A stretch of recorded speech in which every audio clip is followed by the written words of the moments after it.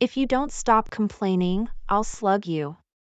You're in the happiest place on earth. I overheard a mother tell her child at a Florida amusement park that makes the above claim. To be fair, the frazzled woman had several young children to manage. She was the only adult caretaker. Everyone was tired after waiting in long lines on a warm, humid day, and her child was being balky about an overpriced sandwich. Although many years have intervened, I continue to recall that tourist's frustration because it symbolizes so much about the character of human emotions. Fully on display are feelings about the present, the sudden reactions and urgencies that move us into and through our daily behaviors.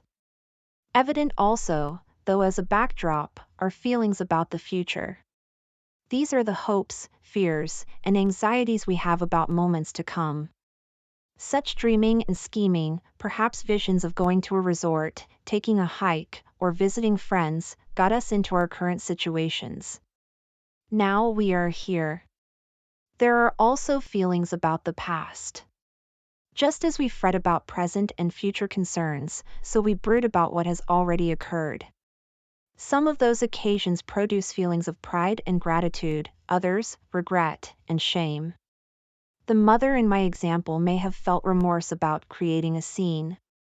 For me, as an observer, the incident was filed away, if just as something not to do in a public setting. In any case, we should sympathize with those who seek happy places for themselves and their loved ones. Only sometimes do these visions materialize the way we wish. Can we manage happiness? In this post, I discuss our ability to regulate the feelings we have, whether these be focused on the past, present, or future. On the face of it, this is a dreadful idea. Surely, no one wants to be so robotic that they suppress the feelings that are part of our creaturely heritage. Less extremely, who wants to administer their many forms of awareness? Life is about excitement and passion, about feeling ourselves being taken to places we had not anticipated. I acknowledge all of that. Nevertheless, many combinations of thought, behavior, feeling are essentially psychological entrapments. Spontaneity may be a gift, compulsivity is not. To be sure, we need to be well acquainted with negative emotions like anger, fear, depression, sadness, and shame, if only so we can recognize them in ourselves and in other people. But they, or the circumstances that produce them, shouldn't dominate us. More than that, if our goal is to have wider experiences with positive emotions, we should reflect on the issues involved in that quest. In that spirit, consider 3 challenges of emotion management. Number 1. Managing situations. The noted positive psychologist Mihaly Csikszentmihalyi argues that finding happiness commonly entails finding settings where we can operate in a focused, creative way.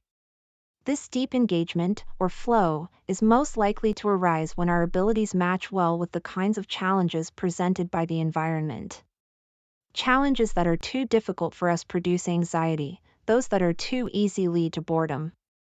Between those extremes, we have the best chance of being absorbed in what we do. For such reasons, the happiest tennis or chess matches are between players who are equally matched. Rock climbers and skiers should take on challenges appropriate to their skill levels. Golfers should play from tees that respect their skills, physical condition, and stage of life. What this means, and this is the lesson of both successful play and work, is that we should seek situations that seem right for us rather than for other people. Skill level is only one part of this. Also important are our personal interests, values, and more general life orientations. In other words, it is appropriate to ask, does this activity in this setting mesh with my understanding of who I am and who I can be? For example, I've known people who spend their vacations in Las Vegas gambling. I don't dispute their right to do this, but it's not for me. The same can be said for friends who spend inordinate amounts of time in the gym or who spend as much time as possible traveling abroad. Instead, one should find ways to cultivate their own interests and aptitudes. Such advice is hardly worth offering, except that we live in a class-based society marked by status pressures, widespread commercial advertising, and identity confusion. Most of us want to sustain the feeling that we are still young and have a wonderful future ahead of us. Surely, we tell ourselves, all things are possible.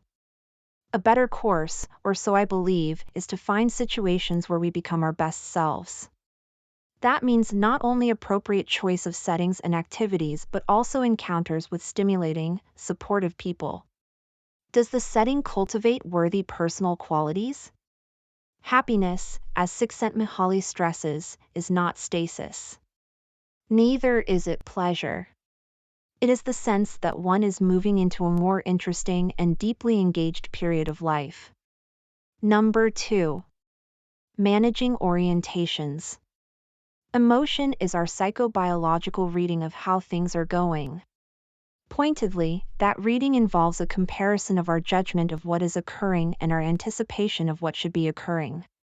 Said differently, all of us have standards for how the world should conduct itself. Unusual or dissonant happenings make us take note. We react to things we see on television just as we do to those occurring in front of us or within our bodies. A critical part of emotional reading then is the personal standards we bring to events. There is a range of these, from wildest dreams to darkest fears. In between are expectations, our most strongly supported anticipations of what is appropriate. When events meet those expectations, we are reassured, though not especially stimulated. When they fail to meet expectations, we feel dissatisfied. When they exceed expectations, perhaps we won a lottery, we are very pleased indeed. The pursuit of happiness involves the management of these personal orientations. To be sure, we should keep our dreams and remember our fears, but our expectations, for others and for ourselves, require ongoing adjustment. This does not mean that we should lower those expectations. It does mean that we should keep adjusting our thinking as we add new knowledge. Ask yourself, what is reasonable to assume about the changing world we live in? I prefer the term orientations because it suggests the broad range of commitments we bring to situations. What are our values, interests, and skills? What do we want from this experience? What can we contribute to it? Places are not inherently happy. It is our commitments to them that make them so. Number 3. Managing interpretations. In his classic book Frame Analysis, sociologist Irving Goffman claimed that the principal question confronting people in every situation is this: what is it that's going on here? The answer, it seems, is far from obvious. A comment from someone could be a straightforward description of something, but it could also be a joke, a bit of sarcasm, a criticism, a ploy, or another bit of deception, and so forth. Drawing clues from the situation, we must decide. Reading nonverbal behavior is just as difficult. The same applies to any circumstance we are in. What should we make of this? Was the party we hosted last night a success? How should we interpret Wilson's strange behavior at that event? Indeed, how should we think about some of the things we said and did? So it is that we try to make sense of things. There is a place for dark interpretations and for lighter ones. The honest person can see the pertinence of both views. The wise one can integrate them. The art of happiness, I would argue, is the application of the right frames of interpretation to life events. How we see ourselves and other people is crucial. Frequently enough, we rely on outdated ideas to process experience, perhaps stereotypes about race, class, gender, and sexual orientation we learned growing up. Sometimes, we refuse to acknowledge that we are aging and moving into new circumstances. What is good or successful for us may not be pertinent to someone else. At bottom, the search for happiness involves these elements. Stay open to the possibilities of life, but acknowledge your own limitations. Have orientations that are hopeful rather than despairing. Be as generous to others, and to yourself, as you can be. Acknowledge that circumstances mean different things to different people. Life is about coherent growth. Our emotions are simply the signifiers of our movement along that path.